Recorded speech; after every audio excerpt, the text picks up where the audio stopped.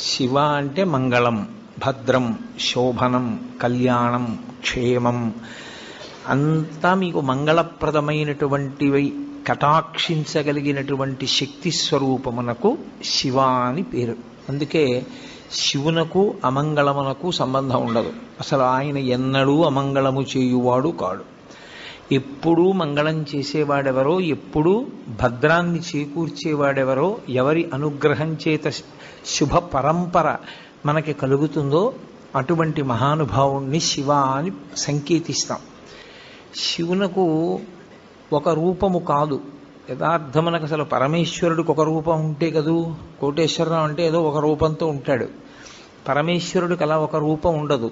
ఆయన చేసినటువంటి చేష్టితముల వలన భక్తులను అనుగ్రహించాలనేటటువంటి ఆయన యొక్క కారుణ్య తీవ్రత వలన ఆయన అనేక రూపములను ధరిస్తారు.